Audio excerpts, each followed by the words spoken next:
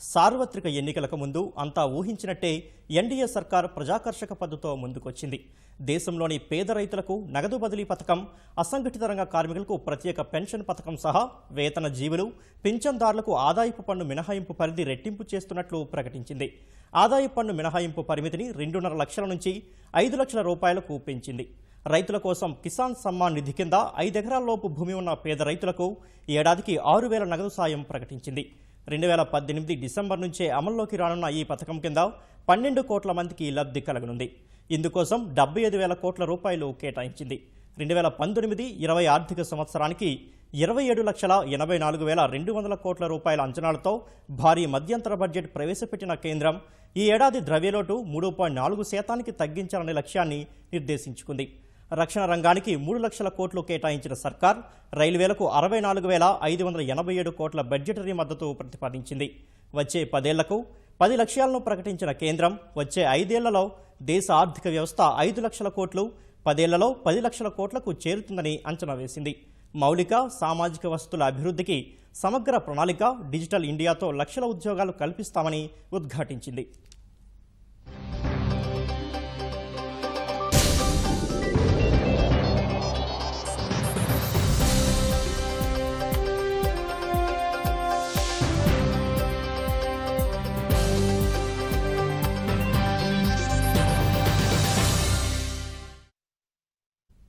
ముందుగా ఊహించినట్లే తాత్కాలిక బడ్జెట్లో రైతులకు కేంద్ర ప్రభుత్వం ఆపన్నహస్తం అందించింది.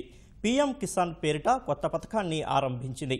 5 ఎకరాల వరకు వ్యవసాయ భూమి ఉన్న వారికి ప్రతి ఏటా 6,000 రూపాయలు ఆర్థిక సాయంగా 3 విడతల్లో అందించనున్నారు.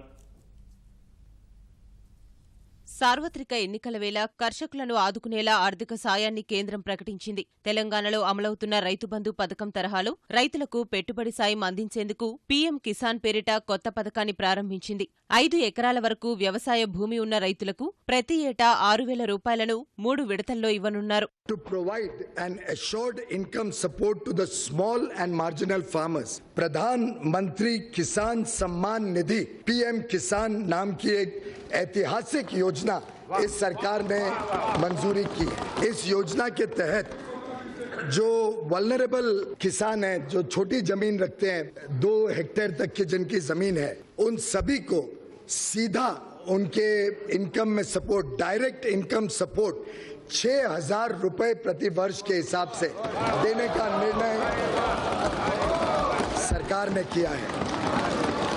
This income support will be transferred directly into the bank accounts of beneficiary farmers in 3 equal installments of ₹2,000 each.